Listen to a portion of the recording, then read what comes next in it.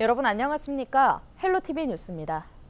인천시가 북부 지역 문화예술회관 건립을 사실상 백지화하면서 그간 유치전을 벌였던 계양구와 서구가 강한 유감을 드러냈습니다. 특히 계양구는 자체 용역을 통해서라도 대공연장 유치를 지속 추진할 계획입니다. 김진재 기자입니다. 계양구가 계양 아라온의 대공연장 유치를 지속 추진합니다. 앞서 인천시는 북부 지역 문화예술 인프라 확충을 위해 계양구와 서구 중 한 곳에 1000석 이상 규모의 대공연장을 포함한 문화예술회관 건립을 추진했습니다. 하지만 관련 용역 결과 대공연장보다는 중소규모 공연장을 건립하는 방안에 경제성이 높게 나왔고, 시는 계양구와 서구, 중구가 300에서 700석 규모의 구립 문화예술회관을 건립할 경우 건립 비용의 절반을 지원하기로 결정했습니다. 경제적 타당성을 확보하지 못했기 때문에 종합 공연장을 짓는 것은 비합리적이고 비효율적이다라는 의견이 용역에서 개진이 됐고요. 각 구별로 중규모의 공연장을 구립문화예술회관으로 건립을 하되, 시가 직접 대공연장을 만들어 운영하는 게 아닌 구마다 자체적으로 중소규모 공연장을 만들어 운영하도록 한다는 겁니다. 인천시 발표에 그간 주민 서명운동과 삭발식 등 대공연장 유치전을 벌여온 계양구와 서구는 즉각 유감의 뜻을 밝혔습니다. 계양구는 이미 계양문화회관에 780석 규모의 소공연장이 있기 때문에 북부 지역에는 광역 규모의 대공연장이 반드시 필요하다는 입장. 윤환 계양구청장은 계양 신도시와 검단 신도시 입주가 진행됨에 따라 부족한 사업성을 보완할 수 있을 것이라며 용역을 통해 사업 타당성을 다시 검증하겠다는 계획입니다. 관광객들도 우리 알아오는 시대를 만들어보고 싶었던 그런 염원을 담아서 저희가 삭발식까지 했던 거거든요. 그 BC값은 더 충족할 수 있는 기회는 있을 거라고 보고, 저희가 나름대로 용역을 추진해서 BC값이 부족하다면 그걸 충족할 수 있는 여러 가지 요소들을 만들어내도록 하겠습니다. 서구 역시 입장문을 통해 북부 지역 문화예술회관 건립 사업이 사실상 무산된 것에 강한 유감을 표명했습니다. 다만 중소규모 공연장 건립에 대해서는 주민 의견을 수렴하는 등 다양한 방면으로 검토할 것이라며 시와 지속 협의해 건립 추진에 노력하겠다고 밝혔습니다. 한편 유정복 인천시장이 공약으로 추진했던 북부 지역 문화예술회관 건립이 사실상 백지화되면서 지역 정치권에서는 인천시가 자치구에 책임을 떠넘겼다는 지적이 나오고 있습니다. 헬로티비 뉴스 김진재입니다.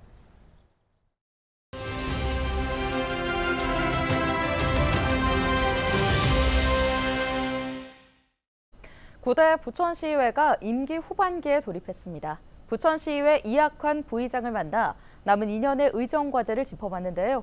이 부의장은 전반기 의회 때부터 최근 원구성에 이르기까지 사사건건 대립했던 양당의 대립을 해결해야 할 최우선의 숙제로 꼽았습니다.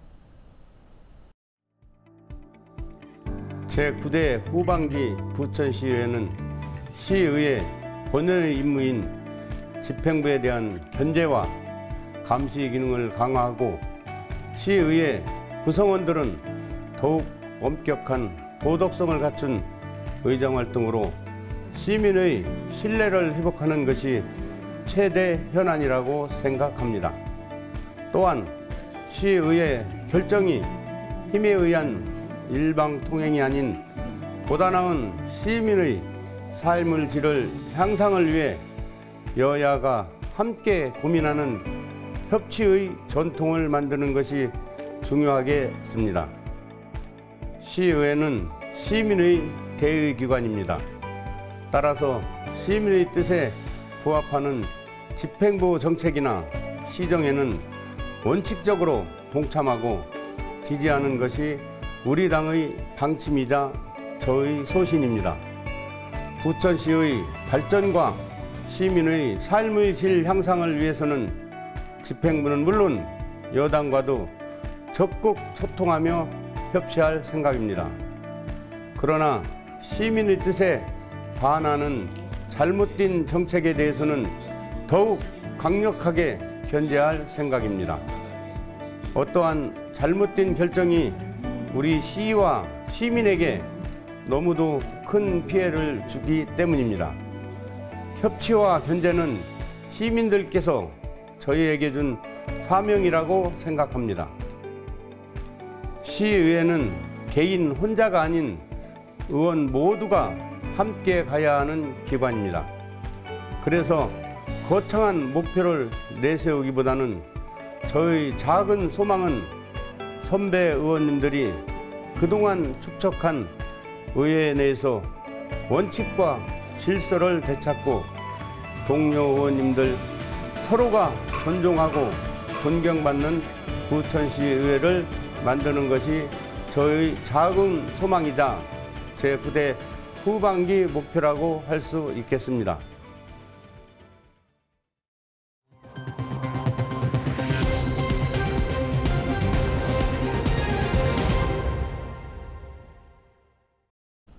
제9호 태풍 종다리에 따른 호우와 강풍으로 인천 지역 곳곳에서 피해가 발생했습니다. 인천소방본부는 21일 오후 1시 기준 주택 침수 등 37건의 피해가 발생했다고 밝혔는데요. 피해별로는 주택 침수 16건, 도로 침수 5건, 차량 침수 2건, 구조물 탈락 9건, 나무전도 1건, 기타 4건 등입니다. 이날 0시부터 8시간 누적 강수량은 중구 운서동 76.3mm, 연수구 송도동 40.5mm, 남동구 구월동 63mm, 부평구 구산동 60mm, 계양구 계산동 53mm 등입니다. 최대 순간 풍속은 초속 12.8m, 최대 초속 21.6m였습니다. 현재 부평구 굴포천과 계양구 계산천 등 13개 하천과 계양구 작전동 토끼굴 등 도로 4곳이 통제됐습니다. 잠시 잊고 있었던 코로나19가 다시 번지고 있습니다. 이번 코로나19 유행은 이달 말까지 계속되다가 점차 사그라들 거란 전망인데요. 치명률이 올라가는 고령층의 경우 각별한 주의가 필요합니다. 손성희 기자의 보도입니다. 서울 은평구의 한 병원입니다. 최근 코로나19 의심 증상으로 병원을 찾는 사람이 부쩍 늘었습니다. 목이 아프고요. 그거 코로나가 싶어서 검사하러 왔어요. 약국에선 코로나19 자가진단 키트가 동이 났습니다. 7월 말부터 좀 늘기 시작한 것 같아요. 키트 찾으시는 분들이 제일 많고요. 없다가 이제 많이 생겼죠. 한동안 잠잠했던 코로나19가 다시 빠르게 확산하고 있는 겁니다. 7월 200여 명이었던 코로나19 입원 환자는 8월 들어 1,300명을 넘어섰습니다. 한 달 만에 6배 이상 급증한 셈입니다. 이번 유행은 이달 말까지 계속될 거란 전망입니다. 인구 집단의 면역력이 시간이 지나면서 점차 감소하는 현상, 그리고 여름철을 맞아서 인구 이동이 많아지거나 또 아니면 밀폐된 환경에서 에어컨 가동 같은 것들이 바이러스 전파의 원인이 될 수 있겠고요. 문제는 전공의들의 집단 진료 거부로 의료 공백이 커진 가운데 치명률이 크게 오를 수 있는 고연령층 감염이 늘고 있다는 겁니다. 8월 둘째 주 기준 코로나19 전체 입원 환자의 65% 이상이 65세 이상 고령층입니다. 고령의 어르신과 또 기저질환, 콩팥이나 간이 안 좋으시다든지 심장질환이나 호흡기 질환이 있으신 분들은 특별히 더 주의하셔야 되겠고, 질병관리청은 코로나19 치료제 26만 명분을 추가로 확보하고 10월부터는 65세 이상 고위험군을 대상으로 코로나19 무료 예방접종을 실시할 계획이라고 밝혔습니다. 또 코로나19 자가검사 키트 수급 상황을 수시로 점검하고 필요시엔 중증 환자 전담 치료 병상을 추가로 지정하기로 했습니다. 보건당국은 이번 유행을 안전하게 보내기 위해서는 코로나19 감염 예방 수칙을 지키는 게 중요하다고 강조했습니다. 밀폐된 다중시설을 이용할 때는 마스크를 쓰고 고령층의 경우 많은 사람이 모이는 행사는 당분간 자제해달라고 부탁했습니다. 헬로티비 뉴스 손성혜입니다. 수도권과 강원 북부권을 잇는 제2경춘국도를 서둘러 추진해야 한다는데 여야 국회의원들과 전문가가 한 목소리를 냈습니다. 20일 국회에서 제2경춘국도를 비롯해 경계 강원 지역 도로교통망 확충 과제를 살펴보는 토론회가 열렸는데요. 이날 토론에 참여한 전문가들은 사회적 편익과 정책적 판단에 따라 제2경춘국도 건설이 시급하다고 입을 모았습니다. 토론회를 주최한 지역구 여야 국회의원들도 제2경춘국도 사업비를 증액해 조기 착공할 수 있도록 정치권 차원에서 대응하겠다고 덧붙였습니다. 물가 인상으로 인해 가서 한 5천억 정도의 예산 증액과 그리고 적성성 검토라고 하는 기재부의 심사가 또한 과정이 남아져 있습니다. 그래서 한기호 의원님, 김용태 의원님, 저 여야가 합심해서 절차를 빨리 앞당기고 또 국회 예산결산심사 과정 속에서 예산을 증액하도록 노력해 나가겠습니다. 환경운동연합 등 9개 기후환경단체가 지난 20일 오후 경기도청 앞에서 기자회견을 열고 재생에너지 확충을 촉구했습니다. 환경단체는 동해안과 수도권을 잇는 초고압 송전선로 건설 사업이 추진 중인데 이는 석탄 발전으로 생산된 전력을 지속적으로 공급하려는 계획이라고 반발했는데요.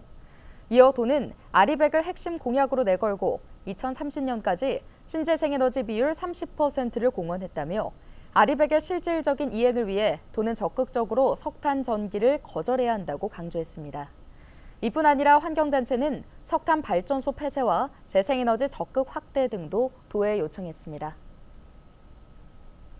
최근 서울 아파트값 상승이 이어지면서 오피스텔 가격도 하락세를 멈췄습니다. 한국부동산원이 발표한 자료를 보면 지난 7월 서울 오피스텔 매매 가격 지수 변동률은 0%로 2년 만에 보합으로 전환했는데요. 자치구별로는 마포와 서대문, 은평구가 있는 서부권은 마이너스 0.07%에서 0.04%로 0.11%포인트 상승했습니다. 또 양천과 영등포, 강서구 등이 있는 서남권은 보합에서 0.09%로 역시 상승 전환했습니다. 면적별로는 40에서 60제곱미터가 0.07%, 85제곱미터 초과가 0.04% 각각 올랐지만 40제곱미터 이하와 60에서 85제곱미터는 각각 0.01%, 0.02% 하락했습니다. 정부가 이달 말까지였던 유류세 인하 조치를 10월 말까지 연장하기로 했습니다. 기획재정부는 21일 중동 정세 불안에 따른 국내외 유류 가격의 불확실성과 국내 물가 동향을 고려해 유류세 탄력세율 인하 조치를 2개월 연장하기로 했다며 관련 법 시행령 개정안을 입법 예고했는데요. 현행 유류세는 휘발유 20%, 경유와 액화 석유가스 30%씩 인하한 형태로 부과하고 있습니다. 인천시가 수도권 상수원인 팔당 상수원 원수에서 냄새 유발 물질이 증가하고 있다며 각 가정에서 당분간 수돗물을 끓여 마시도록 권고했습니다. 인천시 상수도사업본부는 최근 조류가 대사하는 과정에서 분비되는 지오스민이 상수원에서 냄새를 유발하고 있다고 분석했는데요. 특히 일반 정수 처리 공정만으로는 완벽하게 처리하는 데 한계가 있어 수돗물에서 흙이나 곰팡내가 날 수 있습니다. 시는 사람에 따라 극미량으로도 냄새를 감지할 수 있지만 인체에는 해가 없고 열을 가하며 쉽게 휘발되는 특성이 있어 3분 이상 끓여 마실 것을 권고했습니다. 한편 시는 오는 2028년까지 시내 모든 정수장에 고도 정수 처리 시설을 도입해 수돗물에서 맛이나 냄새를 유발하는 냄새 물질을 제거할 예정입니다. 인천시의회 의원들이 의안 발의 성적이 전국 하위권인 것으로 나타났습니다. 나라살림연구소가 분석한 지방의회 조례 입법 현황 분석 결과를 보면 지난해 인천시 의원 40명이 발의한 의안은 모두 131건인데요. 1인당 의안 발의 건수는 평균 3.3건으로 전국 평균인 4.28건보다 낮았습니다. 전국 17개 광역의회 중에서는 12번째입니다. 최다 발의자는 신동섭 의원으로 지난해 총 28건을 발의했습니다. 지난 2022년 역시 1인당 의안 발의 건수는 3.2건으로 전국에서 12위였습니다. 2022년 전국 평균은 3.92건입니다.